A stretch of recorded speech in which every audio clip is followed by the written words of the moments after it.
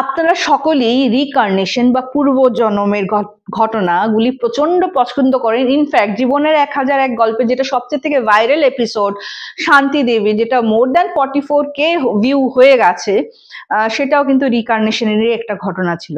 তো আজকে একটা রিকার্নেশনের ঘটনা ডেফিনেটলি থাকবে, একটা মায়ের ঘটনা, রিকার্নেশনের ঘটনা থাকবে এখন। বাট বিফোর দ্যাট আজকে তোমাদের সামনে কিছু তথ্য তুলে ধরবো রিগার্ডিং তোমার আকাশিক রেকর্ডের ব্যাপারে। আমি কথায় বলবো ভূতুড়ে রাডিও স্টেশন অলরেডি পুঙ্খানুপুঙ্খ ভাবে আমার প্রথম চ্যানেল যেটা বলেছি। তো আজকে আকাশিক রেকর্ডটা দেখার হলে তোমরা ওই চ্যানেল দেখতে পারো। বাট আজকে আমি বলবো পাস্ট লাইফ রিগ্রেশন এই জিনিসটা কি, এটার ব্যাপারে বলার পর, কারণ তোমাদের কনসেপ্টটা ক্লিয়ার না হলে ওই ঘটনাটা বললে তোমরা হয়তো কিছুটা বুঝবে কিছুটা বুঝবে না। তো কেন কিছু কিছু জিনিস হয়, পাস্ট লাইফ সবার তো মনে থাকে না, কিছু কিছু মানুষের যে মনে থাকে, কেন মনে থাকে কোয়েশ্চেন তো তোমাদেরও হয়তো আসে। তো আজ এই ব্যাপারেই তোমাদেরকে কিছু ইনফরমেশন শেয়ার করতে চলেছি। কিন্তু বিফোর দ্যাট, নমস্কার বন্ধুরা, কেমন আছেন আপনারা? আমি রুমকি আজও একটি ঘটনা, ইনসিডেন্ট, আমার কালেক্ট করা কিছু ইনফরমেশন আপনাদের জন্য নিয়ে এসেছি। তো যারা নিজের জীবনের কোনো ঘটনা, মানে ভৌতিক নয়, নিজের নর্মাল, যেমন আরো তো ঘটনা আমার সাবস্ক্রাইবাররা পাঠিয়েছেন, দেখতেই পারেন, আপনারাও কিন্তু পাঠাতে পারেন। কিন্তু কোথায় পাঠাবেন? আমাদের হোয়াটসঅ্যাপ নাম্বার 8011006740 অথবা 1001 গল্প@gmail.com এ পাঠিয়ে দিতে পারেন। তো পুনর্জন্মের ঘটনা যদি বলতে চাই, সবচেয়ে থেকে বড় উদাহরণ কার দেব? ভগবান বিষ্ণু। স্বয়ং বিষ্ণুরই তো পুনর্জন্ম কতবার হয়েছেন। কোনোদিনও উনি রাম রূপে, কোনোদিনও কৃষ্ণ রূপে, কোনোদিনও বরাহ রূপে, কোনোদিনও নানা রকম অবতারে এসছেন। অবতার তো ঠিক আছে, চলো আমি ছেড়েই দিলাম, কিন্তু রাম, কৃষ্ণ, বুদ্ধদেবকেও বিষ্ণুর অবতারও বলে, হ্যাঁ, অবতার বলে, বামন দেবকে বলে। এরা কিন্তু পুনর্জন্মের সবচেয়ে থেকে বড় উদাহরণ হলো আমাদের সনাতন ধর্মে যদি বলতে চাই বিষ্ণু। ঠিক আছে, তো বুঝতে পারছো পুনর্জন্মের জিনিসটা কত প্রাচীন। তো অ্যাকর্ডিং টু, মানে আমাদের ধর্মের মতো, ইনফ্যাক্ট ভগবদ গীতায় লেখা আছে যে আত্মা অবিনশ্বর, আত্মার কোনো মৃত্যু নেই। তো একটা সোল একটা বডির থেকে যখন ওদের টাইম পিরিয়ড এই বডিতে শেষ হয়ে যায়, ইয়ে করে, মানে মুক্তি নেয়, নিয়ে অন্য একটা বডিতে যায়। ঠিক আছে, তো পাস্ট লাইফ রিগ্রেশনটা কি এবং কেন কিছু কিছু মানুষের পাস্ট লাইফটা মনে থাকে? সব মানুষের কিন্তু পাস্ট লাইফ মনে থাকে না, হ্যাঁ। এবং স্পেশালি যাদের খুব মৃত্যুটা খুব দুঃখজনক ভাবে হয়, যারা কিছু রিগ্রেট নিয়ে মরে, বা অ্যাক্সিডেন্টাল ডেথ হয়, বা এমন কিছু, মানে যখন মৃত্যুর সময় পেইন হয় না, ওই যাদের ওইরকম মৃত্যু হয়, কিছু কিছু ক্ষেত্রে দেখা গেছে এরাই কিন্তু পরের জন্মেও পাস্ট লাইফের এই মেমোরিটা, এই ভয়ঙ্কর জিনিসগুলি নিজের সঙ্গে বহন করে নিয়ে বেড়ায়। তো পাস্ট লাইফ রিগ্রেশন কি? যেমন আকাশিক রেকর্ডে কি হয়, রেকর্ড চেক করে বলে দেয় পাস্ট লাইফ রিগ্রেশনে তোমাকে, তুমি নিজে দেখতে পারবে, তোমাকে এমন একটা পর্যায়ে নিয়ে চলে যাবে যে তুমি নিজে দেখতে পারবে যে তোমার পাস্ট লাইফে তোমার সঙ্গে কি কি হয়েছে।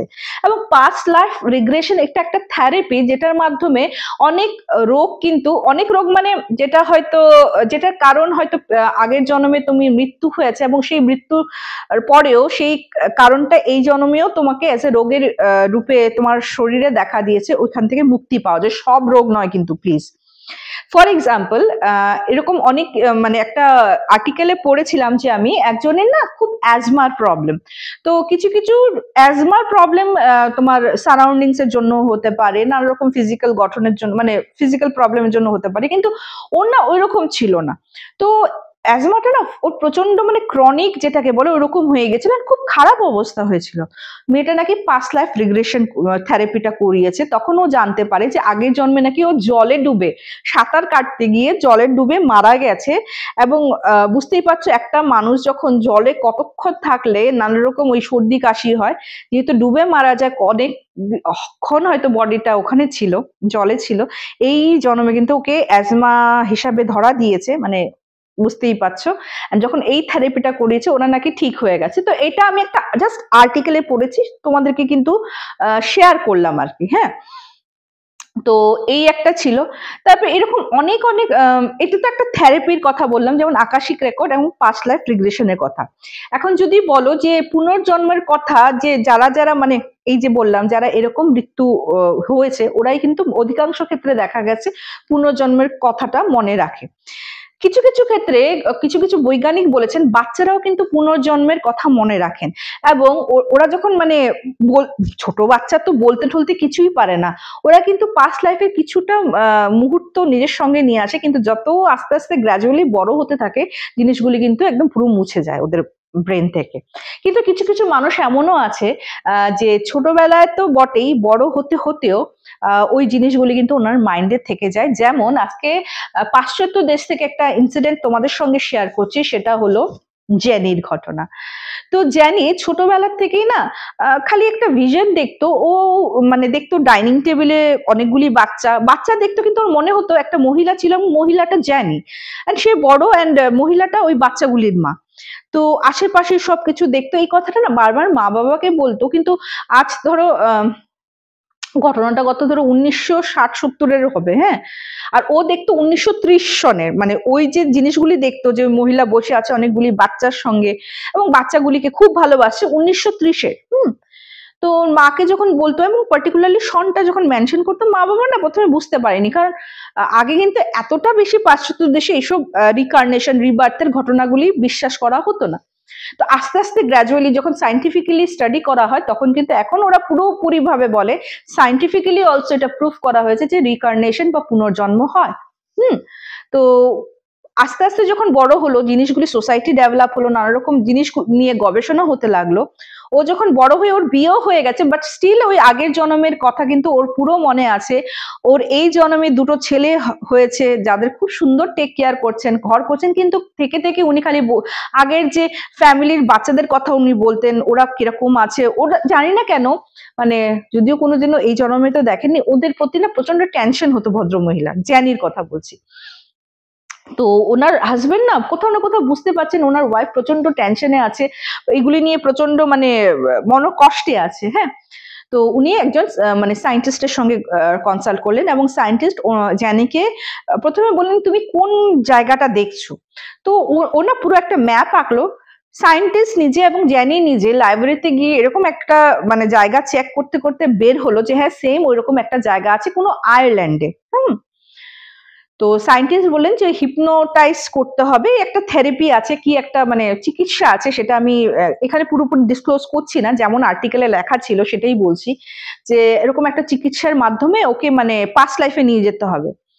তো পাস্ট লাইফে যখন ওকে নিয়ে যায়, ও পুরোপুরি ডিটেলসে বলে, ওই আয়ারল্যান্ডটার নাম বলে, ও নিজেকে একটা নাম বলে বলছে যে আমার ওই নাম ছিল, আমার এতগুলি বাচ্চা ছিল, হ্যাঁ, আমি খালি দেখছি যে আমি মারা যাচ্ছি এবং আমার বাচ্চাগুলি করুণ দৃষ্টিতে তাকিয়ে আছে আমার প্রতি, এবং আমার ওই সময় ওই মৃত্যুর মুহূর্তে আমার মনে আসছিল যে আমি চলে যাচ্ছি, আমার বাচ্চাগুলির কি হবে। অ্যাকচুয়ালি এই টেনশনটা পাস্ট লাইফে, এই টেনশনটা কিন্তু জ্যানির এই জীবনেও এই লাইফেও ওকে তাড়া করে বেড়াচ্ছে। আমি বললাম না সবসময় টেনশন করতো বাচ্চাগুলি ঠিক আছে তো, মানে যদিও এখানে ওনার 2 বাচ্চা ছিল, কিন্তু ওই বাচ্চাগুলির ব্যাপারেও কিন্তু সবসময় টেন্স থাকতেন। তো ওই মৃত্যুর সময় কিন্তু টেনশন নিয়েই মারা গেছিলেন, তাই হয়তো আগের লাইফের ঘটনাটা এখনো ওনার মনে আছে। উনি কিছু কিছু মানুষের নাম বললেন, যেমন ওই জ্যানির আগের হাজব্যান্ডের নাম বললেন, ওনার বড় ছেলের নাম বললেন, এবং ওনার আরো যে ছেলে মেয়ে ছিল সবার নাম বললেন। তো আয়ারল্যান্ডের নাম তো বলেই দিয়েছেন। তো উনি জ্যানির হাজব্যান্ড এবং সেই সায়েন্টিস্ট যান সেই আয়ারল্যান্ডে, গিয়ে খোঁজ খবর নিয়ে ঘর পাওয়া গেছে, ঘরটার মালিক বদলে গেছে। তো ওখানে স্থানীয় যে ওখানে লাইব্রেরিতে নানা রকম বাড়ির কিন্তু হিস্ট্রিও থাকে, ওখানে জানা গেছে যে আফটার মানে ওই জ্যানির আগের যে জন্মটা ছিল, ওই মায়ের মৃত্যুর পর ওর বাবা কি করে বাচ্চাদেরকে অরফেনে দিয়ে দেয়, শুধু বড় বাচ্চা যার নাম স্যাম ছিল ও বাবার সঙ্গে রয়ে যায়, বড় ছেলেটা। তো তারপরে না স্যামের ফোন নাম্বার নিয়ে এসছে, এবং সেই অরফেন যেখানে মানে অনাথ আশ্রমেও যায়, গিয়ে ওই বাচ্চাগুলিকে কে কে অ্যাডপ্ট করেছে সব ফোন নাম্বার ও কালেক্ট করে নিয়ে আসে। যখন বলে যে এই মানে পট করে তো অনাথ আশ্রম দিতে চায় না, যখন সব কথা বলে, এবং ওই বাচ্চাদের বয়স কিন্তু তখন অনেক বেশি হয়ে গেছিল, মানে জানি কি বলবো, আগের জন্মের বাচ্চা তো ডেফিনেটলি এই জন্মে তো ওর থেকে অনেক বড়ই হবে, তাই না? তো যাই হোক, অনাথ আশ্রম যখন ওই সায়েন্টিস্টও গেছিলেন, সবাই যখন বললেন ওনারা কিন্তু দিয়ে দিলেন। তো প্রথমে স্যামের সঙ্গে কন্ট্যাক্ট করলো এবং স্যামের সঙ্গে জ্যানিই কথা বললো। স্যাম না পুরো হতবাক, মানে ও ভাবতে পারছে না যে এই মহিলা ফোন করেছে যে ক্লেম করছে যে আগের জন্মে উনি আমার মা ছিলেন, মানে এটা কি করে পসিবল। আর উনি যেসব কথা বলছেন ওগুলি তো একদম অ্যাকুরেট মিলে যাচ্ছে, আর যেগুলি আমার মা ছাড়া পসিবলই না। জানে আরেকটাও বলছে যে আমি এই লাইফে দেখতে পাই, মানে ছেলেটাকে বলেছে আমি খুব টেনশন করতাম, আমার না আমি দেখছি, মানে আমি এটাও ভিশনে দেখেছি যে আমার যে সো কল্ড হাজবেন্ড তখনকার, সে আমার বাচ্চাদেরকে মারতো, ইভেন আমাকেও এগ্রেসিভ মানে ভাবে আমার সঙ্গে বিহেভ করতো। তো স্যাম কিছু বলেনি। তারপর স্যামকে বলেছে আমি আরো ভাই বোনদেরও ইয়ে করেছি, মানে নাম্বার নিয়েছি, তো আমি সবার সঙ্গে দেখা করতে চাই। তো ওইরকম করে করে সবার সঙ্গে ফোন টোন করে করে সবাইকে একজোট করার পর সেদিন জ্যানি ফর দ্য ফার্স্ট টাইম, মানে এই জন্মে ওর সব ছেলে মেয়ের সঙ্গে কিন্তু দেখা হলো, সবাই বুড়ো হয়ে গেছে। হ্যাঁ, তো স্যাম বলছে যে আমি মানতাম না, কিন্তু উনি আমাকে এমন এমন কিছু ডিটেলে বললেন যেটা পক্ষে পসিবল, মানে না মেনে আমার উপায় নেই যে উনি হয়তো এই জন্মে আমাদের আগের জন্মের মা। কারণ যেগুলি যেগুলি কথা হয়তো আমরা কাউকে জানাইনি, হয়তো আমার ছোট বোনটাও জানে না, সেগুলি কিন্তু উনি নির্দ্বিধায় বলে দিয়েছেন। এবং সে তো উনি তো এখন থাকে কত দূর এই আয়ারল্যান্ড থেকে। তো অ্যাকচুয়ালি ব্যাপারটা কি হয়েছে, যেটা স্যাম ডিসক্লোজ করলো, স্যাম তো বড় ছিল, ওর বাবা প্রচন্ড বাজে একটা মানুষ ছিল, যে বাচ্চাদেরকেও হিট করতো, মারতো, পিটতো, নানা রকম ভাবে ওদেরকে অত্যাচার করতো, এবং ওনার ওয়াইফকেও করতেন। ওনার ওয়াইফ অ্যাজ এ একটা কি বলবো কেয়ারটেকার ন্যানি হয়েই ছিলেন, মানে অ্যাজ এ ওয়াইফ হিসাবে তো কোনো সম্মান ছিলই না, উপরন্ত মারধর জুটতো। এবং এরকম করতে করতে একদিন খুব অ্যাগ্রেসিভ ভাবে, মানে এত কিছুই বেড়ে যায় না যে ওই মানে গৃহ একটা হিংসায় ওনার ওয়াইফ কিন্তু মারা যায়। এবং ওই মারা যাওয়ার সময় উনি পুরোপুরি মানে তিল তিল করে প্রাণটা বেরোয়, তো ওই টেনশনটাই মাথায় ছিল যে এই ছোট ছোট বাচ্চারা, মানে মায়ের মন বুঝতেই পারছো, এই টেনশনটাই কিন্তু পরের জন্মেও ওনাকে তাড়া করে বেরিয়েছে। তো যাই হোক, সবার মিলাপ হলো। এন্ড সবচেয়ে থেকে মজার ব্যাপার কি, ওনাদের মধ্যে মানে যারা অনাথ আশ্রম থেকে যাদেরকে দত্তক নিয়েছিল, দুই ভাই বোন যেন একই রাস্তায় থাকতো, হার্ডলি 10 মিনিটের ডিস্টেন্সে দুই ভাই বোনেরই বাড়ি ছিল, কিন্তু ওরা জানতোই না ওরা যে ওন ব্রাদার এন্ড সিস্টার। কি বলবো। আর হয়তো জ্যানির আত্মাটা এখন মানে ও শান্তি পেয়ে যাবে, মানে জ্যানি এই জন্মে শান্তি পেল, ওই টেনশনটা আর ওর হয়নি, কারণ উনি দেখেছিলেন যে ওনার ছেলে, প্রত্যেকটা ছেলে মেয়ে খুব ভালো আছে, আর ওরা আবার একত্রিত হয়েছে, এক হয়েছে, একজোট হয়েছে। তো সত্যি পৃথিবীতে এমন অনেক ঘটনা আছে যেটা এক এক করে তো তোমাদের সামনে তুলে ধরবো, আর যেটা আমাকে অবাক করেছে। তোমাদেরও কি অবাক করেছে? কমেন্ট সেকশনে কমেন্ট করে ফেলো। যারা নতুন দেখছো স্পট করে সাবস্ক্রাইব করো, শেয়ার করো সকলের সঙ্গে। তো চলো বন্ধুগণ, আজকে এপিসোডটা আমি এখানেই শেষ করছি, খুব তাড়াতাড়ি দেখা হবে। Till then, bye bye, see you soon, নমস্কার।